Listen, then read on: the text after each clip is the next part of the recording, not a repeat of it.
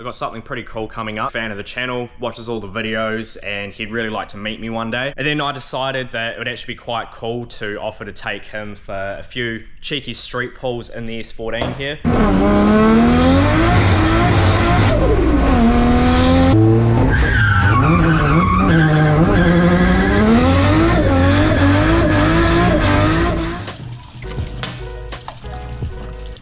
Damn, this is mesmerising. Fuel coming out of a fuel cell.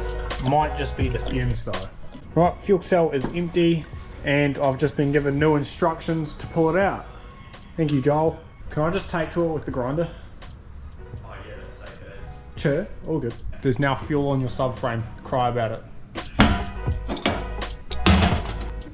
Oh, maybe not. Oh. That did not work at all.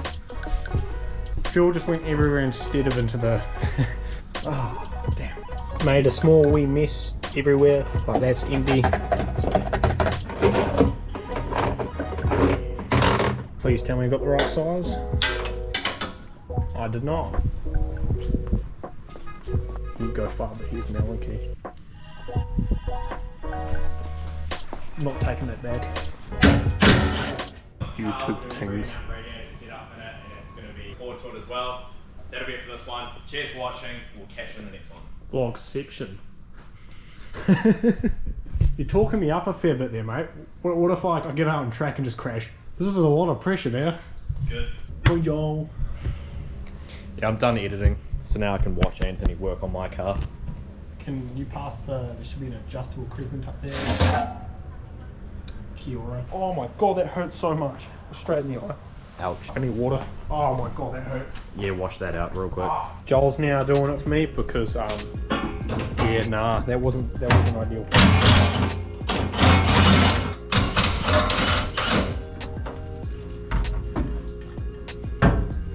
So, the reason why we took the fuel cell out is because we are switching up the entire fuel system essentially. This is staying the same, but we're getting the whole thing rewired. Hayden is actually going to be here soon to do that. But we got to quickly remount the lift pump and we're putting in a filter so it can't actually suck any crap up. What we're going to do is I went and brought a Aeroflow pump and a filter from JetBrace. We're going to switch the fuel cell around, so instead of the outlets coming out on this side, they're actually going to be coming out on that side, and then we are going to mount the filter and the pump here. This is now going to be lowered down, so it's not actually having to draw gas upward. Also, if you get fuel in your eyes, straight to a tap, as quick as you can. Yeah, Anthony ran his head under the tap for about 5 minutes. Yeah. Joel is currently working out where he wants everything positioned. I know exactly where the filter's going to go. Yep. But yeah, I don't know exactly where the fuel pump's going to lie. And what are we doing? Smoking crack, bro. Sure. Can't use that. You will, won't you? Yep. Just down Christovan things. Nah, so Hayden's just pretty much completely rewiring the setup. He's going to run it, instead of going all the way to the front and back, it's going to run, sort of come off the battery and still, is the switch up front still going to work? Yeah, So it'll still be powered by that switch, just to turn it on. But all the rest of the shit, you've got the power outs fused instead of the power ins as well, so we'll swap that over. Yep, and we're going to get rid of one of the relays, so there's only going to be 2 in there this time instead of the lift pump running off 2 of them. Simplify everything. Since we just filmed, I think I'm going to actually mount the fuel pump and the filter in a different position. So initially I was going to mount them like fuel filter was going to go there and pump was going to go sort of there, but I'm actually probably going to figure out a way to mount them actually on the underside of this, which is actually going to sit both of them below the fuel cell, which is even better. There goes Andy. Your earth just fell out of your relay holder. Wiring things. Can't you see? Very. Yeah. If your work's watching, Nah, if it's worth watching, if this is a Saturday. Yes. Not Wednesday. Is it Wednesday? Not Saturday. Saturday, yeah. Not Wednesday, Saturday. Changed my mind for the 7th time on how I'm mounting these. What I'm now going to do is the fuel cell is going to be like in its original direction, and they're going to come out, the outlets are going to come out there. I'm going to get a -10 180 degree fitting, so it'll come off, loop under, and I'm going to get my fabricator to sort of mount something in between here, so I can mount these like under the fuel cell. It'll come off that fitting, go into the filter, it'll loop around into the pump, and then the pump will send the fuel up into the surge tank. Shut up.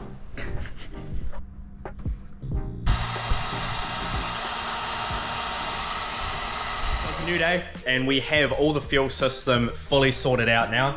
We had Hayden come and rewire everything. So we've now got the lift pump running off just the one relay instead of the two. He's also added in an extra couple of grounds here, and we now have the main power source actually coming directly from the battery. We still have the power switch up front. We've got a couple of fuses in here on the power inside, because weirdly before they were on the power out. And we also have the lift pump and the fuel filter mounted in the new position under the fuel cell here. We come underneath, we have a -10 180 degree fitting coming off the fuel cell going into the fuel filter, and then that loops around into the lift pump, which is the new aeroflow pump. Then obviously we've got that coming up into the surge tank. We have a 150 degree -6 fitting. We don't have any more kinks in the feed line. So before, the lift pump had a bit of a kink from the fuel cell to the pump. It wasn't a major one, but it was a little one. So yep, all the lines are good now. We tested the fuel system, and before with the old setup, it was only dripping back into the fuel cell from the surge tank return. But now when we turn the system on, the fuel's actually gushing back in, so that tells us that the lift pump is working mean. We have all the fuel issues in this now sorted, which I'm stoked on. In about half an hour, I've got something pretty cool coming up. So about a week ago, a girl called Olivia hit me up on Instagram, and she said that her boyfriend is a big fan of the channel, watches all the videos, and he'd really like to meet me one day. So yeah, she hit me up and asked if we could surprise him by bringing him to the workshop, meeting me and Anthony, and yeah, having a look around, showing him some stuff, and yeah, just, you know, having a good chat. And then I decided that it would actually be quite cool to offer to take him for a few cheeky street pulls in the S14 here. So yep, they are going to be coming by soon, and yeah, we're going to film it, get his reaction, and yeah, it's pretty cool. I'm actually pretty excited about this. It's gonna be quite cool making someone's day, and yeah, I can't wait. It's gonna be cool. This thing hopefully is all sorted now, so should be sweet.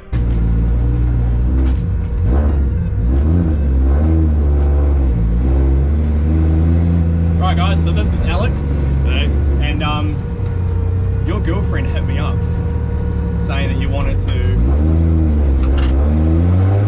meet me, so I thought I'd surprise you, and now I'm taking him for a ride in the drift car around the streets, so hope you enjoy it.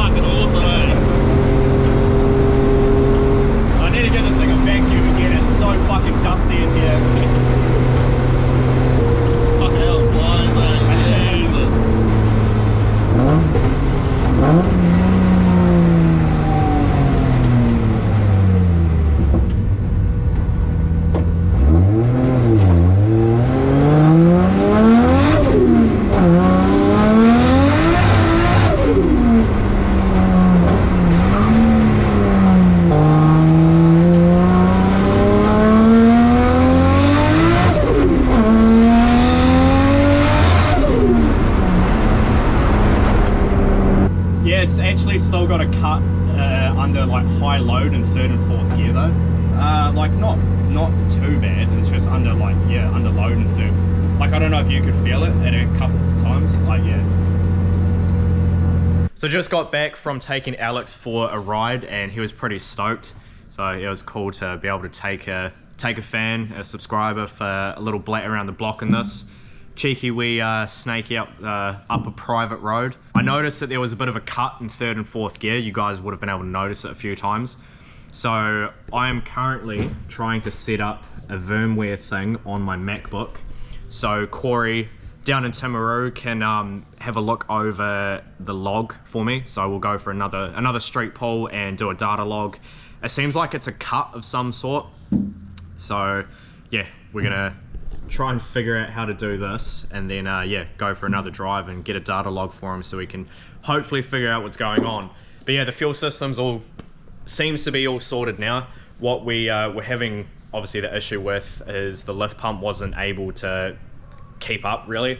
So a good way to tell that we have solved the issue is when we turn the fuel system on, before the return back into the fuel cell would sort of just like drip gas back in, but now it's gushing it back in, so that's good. So after a bit of a debacle downloading everything, we now have the Link ECU software downloaded onto my laptop, along with a bunch of other stuff to be able to run it on a MacBook, because the software is designed to only be run on Windows. So we're just letting the car warm up a little bit. We're going to set the data log up and yeah, we're going to take it for a few pulls, hopefully replicate the cut, and fingers crossed it tells us what's going on. It's possibly a boost cut. Seems weird that it would be a boost cut because the motor's tuned on 20 pound. And when we took it for the street pulls after dyno tuning it on the street, we only actually saw 17 pound. So yeah, I don't know. Hopefully we can figure this out.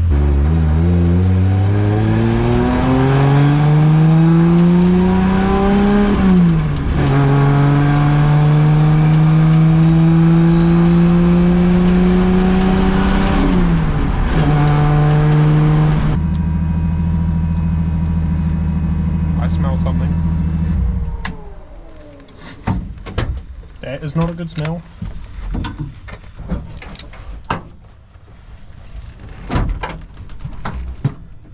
Oh fuck, drift cars, I swear. Ugh. Oh, never mind, not a major. Yeah, it seems like just diff oil burning on the exhaust. So we're going to turn the logging on, connect ECU connected, we go to logging, record.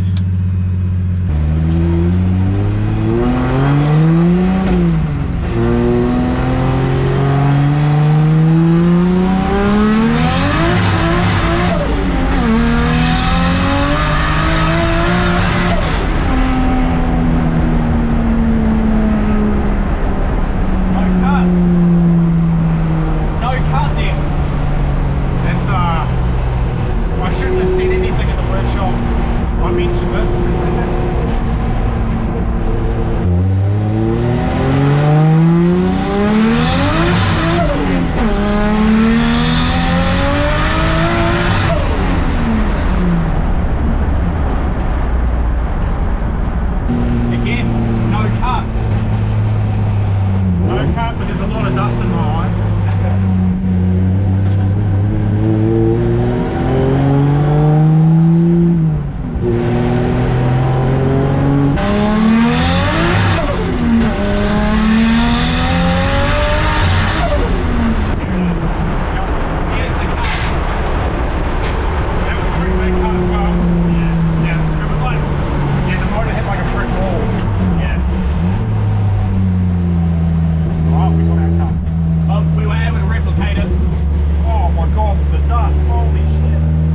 So I had Corey look over the log in this thing, and we were making about 22 pound of boost on all of those runs. That's why it was lighting the wheels up in third gear. Like, this thing's fast, but and it's gripped up. So for it to be lighting the wheels up in third gear was a little bit new. Like, it's never done that before. and the boost cut is set, I think, at like 24 pound. And yeah, it was hitting boost cut. So he's lowered the tables, boost tables or whatever it is, but it's getting a bit dark now, so we can't take it for another hit, but we potentially have a split somewhere in the vacuum line for the wastegate. We've gone over what we can see in here, and like everything's still attached, but I do actually have this line running on this, like the outer side of the guard, to keep it away from all the heat. So we're going to take the wheel off and see if it hasn't potentially got damaged. The wheel can't hit it where it is, but Anthony mentioned before that over Matsuri, when we were at angle, it may have flicked something like a stone or something up at it and potentially damaged it. So yeah, we're just going to have a look. So we've just gone over the lines. We can't visibly see anything wrong with them. There's no pinholes, splits or anything like that in there. So yep, we're gonna have to wait till tomorrow night to take this for another rip down the road to see if it does boost cut again. And if it does, then we've definitely got a mechanical issue going on. Not gonna film that in this video because I need to get this video up tomorrow night, and we're not actually gonna be able to take this car for a rip till tomorrow night because we can't really do it during the day when everyone's at work and there's a lot of traffic and stuff around. So we're gonna wait till about 6 o'clock ish tomorrow night when people have gone home for the day. So that'll be it for this one, guys. Stay tuned to see if we figure this out or not. We've got a track day in 2 days time. We did get the fuel system all sorted, so that's good. But yeah, hopefully we can figure this out. That'll be it for this one, guys. Cheers for watching. Catch you in the next one.